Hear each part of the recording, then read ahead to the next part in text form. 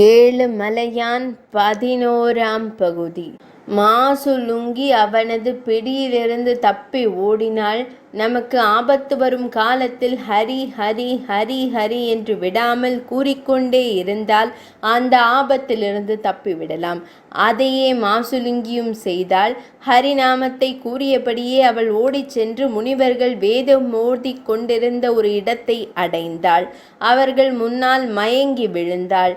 அவள் யார் என்றும் பெயர் ஊரும் தெரியாததால் முனிவர்கள் அவளை என்ன சொல்லி அழைப்பதென தெரியவில்லை. தாங்கள் வேதம் ஓதும் போது அவர்கள் முன் வந்ததால் வேதவதி என பெயர் சூட்டினர். பின்னர் அவளுக்கு மயக்கம் தெளிவித்தனர்.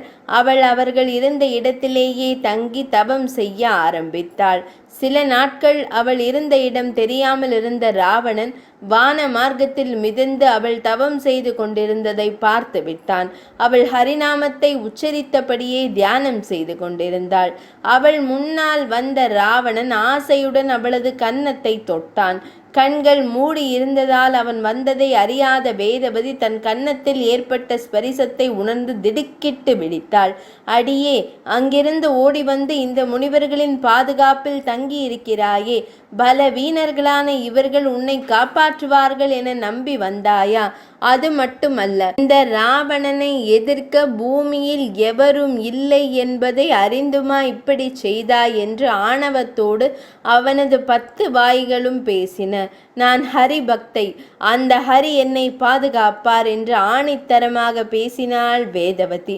ராவணன் அதை பொருட்படுத்தாமல் அவளை அடைய முயன்ற போது, துஷ்டனே நில்! எவன் ஒருவன் பெண்களை துன்புறுத்துகிறானோ அவன் நன்றாக வாழ முடியாது. நீசனே, உன் நிலையும் அப்படித்தான் ஆகப் போகிறது. உன்னிடம் சிக்கிக்கொள்ள நான் விரும்பவில்லை. இதோ முனிவர்கள் வளர்த்த ஹோமகுண்டத்தில் தீ எரிந்து கொண்டிருக்கிறது.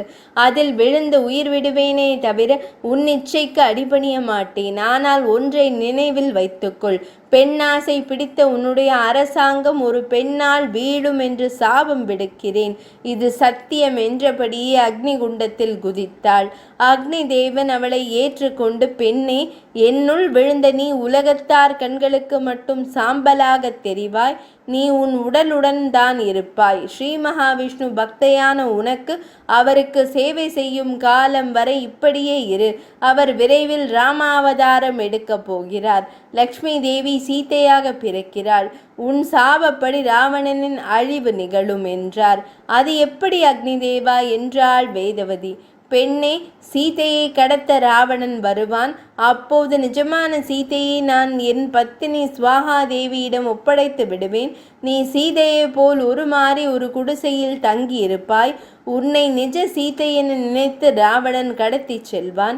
ஸ்ரீ மகாவிஷ்ணு ராமனாய் தோன்றி உன்னை மீட்டு செல்வார் என்றதும் அவள் அடைந்த மகிழ்ச்சிக்கு அளவே இல்லை. அக்னி பகவான் கூறியபடியே ராமாவதார காலத்தில் அனைத்தும் நடந்தேறின. சீதை வேடத்தில் இருந்த வேதவதியை ராமபிரான் மீட்டு ராவணனை அழைத்தார். அவரிடம் வேதவதி, ஸ்ரீராமா, உலகம் என்னை இப்போது தங்கள் மனைவியாகத்தான் அங்கீகரித்துள்ளது. தாங்கள் தயவு செய்து என்னை திருமணம் செய்து கொள்ள வேண்டும். க்ஷத்திரியர்கள் பல திருமணங்கள் செய்து கொள்ள அனுமதிக்கப்பட்ட ஒன்றுதானே என்றாள்.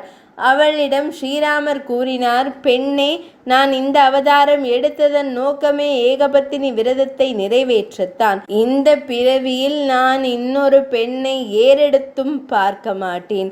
கலியுகத்தில் நான் ஸ்ரீனிவாசனாக அவதாரம் செய்வேன். அப்போது நீ திருவேங்கடமலை பகுதியை ஆளும் ஆகாசராஜ மன்னனின் புதல்வியாக பிறப்பாய். அப்போது உன்னை திருமணம் செய்து கொள்கிறேன் என்றார். திருப்பதியிலிருந்து 20 கல், அதாவது 30 கிலோமீட்டர் தொலைவில் நாராயணவனம் என்னும் ஊர் உள்ளது. இப்போது அவ்வூர் நாராயணபுரம் என்று அழைக்கப்படுகிறது. அக்காலத்தில் அது மிகப்பெரிய நகரமாக இருந்தது. அவ்வூரை தலைநகராக கொண்டு சுதர்மன் என்ற மன்னன் ஆட்சி செய்து வந்தான். மகாவிஷ்ணு பூமிக்கு வந்து புளியமர புற்றில் இருந்தபோது பசு பால் சுரந்ததன் காரணமாக சபிக்கப்பட்ட சோழராஜ மன்னன் ஸ்ரீ மகாவிஷ்ணுவின் சாபத்தால் பேயாக அலைந்தான் அல்லவா? அவன் தனது சாப காலம் நீங்கி சுதர்மனுக்கு குழந்தையாக பிறந்தான். அந்த குழந்தைக்கு ஆகாசராஜன் என்று பெயர் வைத்தனர். ஒரு நாள் சுதர்மன் திருவேங்கட மலையில் உள்ள கபில தீர்த்தத்தில் நீராடி கொண்டிருந்தான். அப்போது நாகலோகத்திலிருந்து ஒரு கன்னிகை அங்கு வந்தாள். பேரழகு பெட்டகமான அவளை பார்த்த உடனேயே சுதர்மனுக்கு அவள் மீது மையல் ஏற்பட்டது. தீர்த்த கரையிலேயே தன் மையலை அவளிடம் வெளிப்படுத்தி விட்டான்.